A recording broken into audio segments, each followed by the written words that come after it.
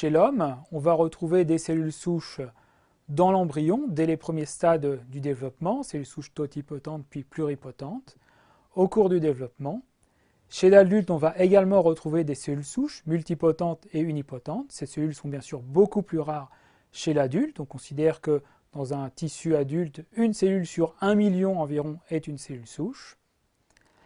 Et puis aujourd'hui, dans des conditions de laboratoire, on sait fabriquer des cellules souches pluripotentes induites à partir de cellules adultes qui ne sont pas des cellules souches.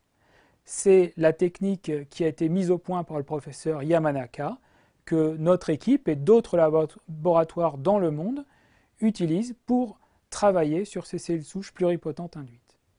On peut aujourd'hui envisager des applications de thérapie en utilisant globalement les cellules souches, qu'elles soient pluripotentes induites ou qu'on soit dans le cadre de cellules souches recueillies chez un individu.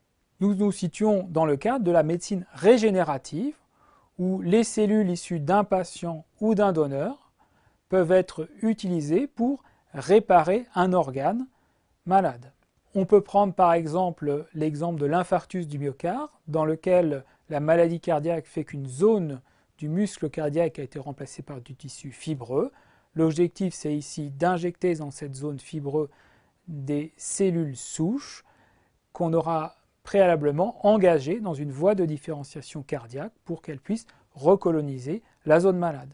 Dans certaines formes de diabète, les cellules pancréatiques qui produisent de l'insuline sont détruites.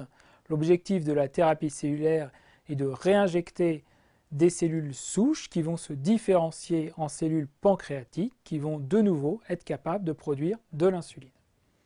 À moyen terme ou à plus long terme, on peut envisager l'utilisation de ce type de thérapie pour traiter des maladies neurodégénératives comme par exemple la maladie d'Alzheimer ou le syndrome de Parkinson. Un autre aspect de l'utilisation de ces cellules souches, c'est l'étude des mécanismes pathologiques de certaines maladies. C'est ce que nous faisons au laboratoire. D'une part en essayant de comprendre les mécanismes impliqués dans le déclenchement et le maintien de certaines pathologies, mais aussi comment les cellules vont répondre à l'action de certains composés pharmacologiques dont certains pourront être utilisés dans un second temps à but thérapeutique.